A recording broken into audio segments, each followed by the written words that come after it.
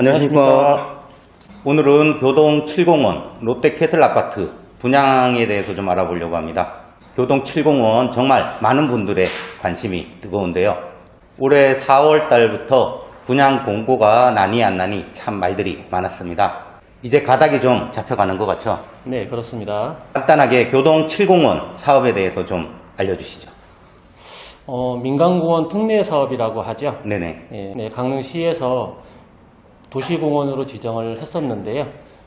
대법원 판례가 나와서 지자체에서 도시공원으로 지정을 하고 일정 기간 동안 사업 시행이 되지 않으면 네. 예전에는 계속 재산권 행사를 하지 못했었어요. 네네. 네, 대법원 판례에 의해서 이제 어느 정도 기간이 지나면 해제를 해두게 되어 있었거든요. 네네. 각 지자체에서는 이제 자본이 좀 부족하다 보니까 민간 사업체를 좀 자금 유입을 시켜가지고요. 네. 그렇게 이제 공원 사업을 하게 되는 민간공원 특례 사업으로 진행을 하게 됐고요. 네. 민간공원 특례 사업이라는 거는 민간 자본이 들어와서 전체 부지의 70%는 공원으로 조성을 하고요. 네. 70%는 무상으로 기부 체납을 하는 거고 네. 나머지 30%에 대해서는 이제 사업자가 자유롭게 어떤 사업이든 할 수 있게 되는데 네. 대부분은 아파트 사업을 하게 되는 겁니다. 네네. 교동 7공원도 그렇게 진행이 되고 있는 상황이고요. 네. 아, 그렇군요. 네. 소장님, 그럼 분양 세대수와 면적이 좀 궁금한데요. 네. 2021년 5월 4일자로 네. 주택건설사업 계획 승인 고시가 났는데요. 네. 계략적으로 보면은 주력은 34평인 것 같아요. 네. 1072세대 정도로 구성이 됐고요. 네. 그 다음에 약 47평에서 49평 정도, 네. 222세대 정도로 네. 구성이 되는 것 같습니다. 네. 주를 이루는 세대가 84평방미터, 34평이 되겠네요. 네, 그렇습니다.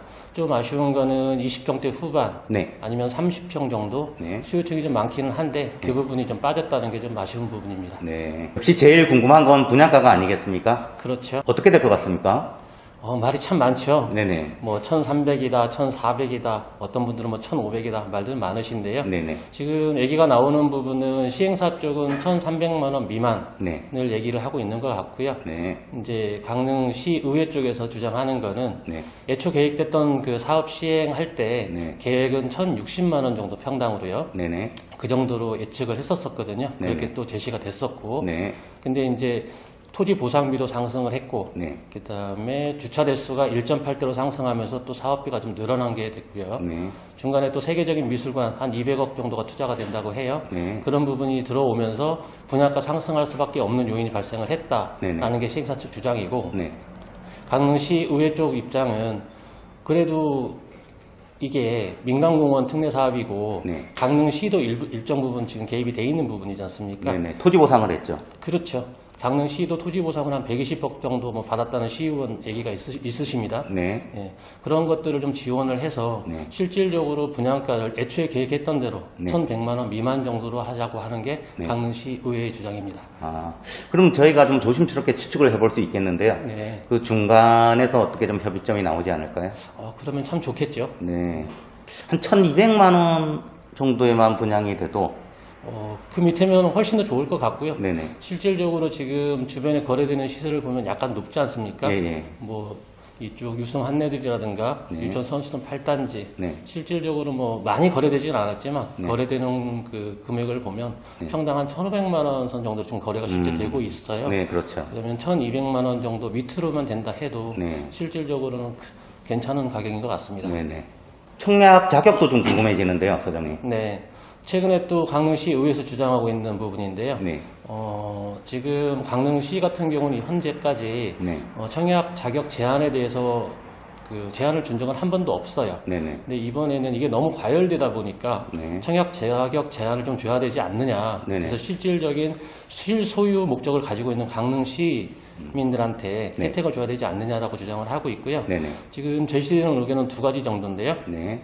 하나는 강릉시 거주 네. 6개월 이상 또는 1년 이상의 네네. 우선순위를 주자라는 네. 의견이 하나고요. 네. 두 번째는 강원도 거주 네. 6개월 이상 또는 1년 이상으로 자격 제한을 하고 경쟁이 있으면 네. 강릉시 거주자의 우선순위를 두자. 이렇게 두 가지를 검토를 하고 있다고 해요. 네, 검토는 하고 있지만 네. 사실상 강릉 거주에서 끝나지 않을까요? 어떻게 해도 아마 네. 강릉시 거주자에서 끝날 가능성이 크죠. 그럼 위장 전입으로 좀 기회를 노리고 있는 분들이 어느 정도 걸러질 수 있다고 생각이 드는데요. 아마 거주기간 제한을 두지 않으면 위장 전입자를 걸러낼 방법은 사실은 없는 것 같아요. 예, 예. 그러니까 내곡동 그 자이 같은 경우에도 네. 그런 거주기간 제한을 두지 않았었거든요. 네네. 물론 뭐 그 강릉시 거주자 1순위에서 네. 청약 마감은 됐어요. 네네. 근데 그 중에 강릉시 거주자라고만 했기 때문에 네. 분양 공고 1까지 네. 그러면 실제 그 전날 강릉시에 전입을 한 사람들도 네. 분양 자격은 있었다는 거죠. 네네. 아, 그러니까 그렇군요. 그래서 지금 뭐 6개월에서 1년 네. 이 정도 실제 거주를 한 사람들한테 청약 자격을 주자. 그럼 1년 이상 거주를 줄 수도 있겠네요. 그거는 이제 강릉시하고 시의회하고 네. 뭐 분양사하고 네. 다각도로 좀 검토를 하겠죠. 아, 그럼 청약통장 조건이 좀 궁금합니다. 1순위는 지금 네. 강릉 같은 경우에는 청약통장을 가입을 하고 네. 6개월 이상만 기간이 지나게 되면 1순위가 네. 되게 되는데요. 네네. 34평까지는 청약통장에 예치금이 200만 원까지 들어가 있으면 되고요. 네. 뭐 좀 이제 큰 평수 아까 얘기한 40평대 후반 예, 예. 이 정도는 뭐 300에서 400 이 정도면은 청약 자격이 주어집니다. 그렇습니다.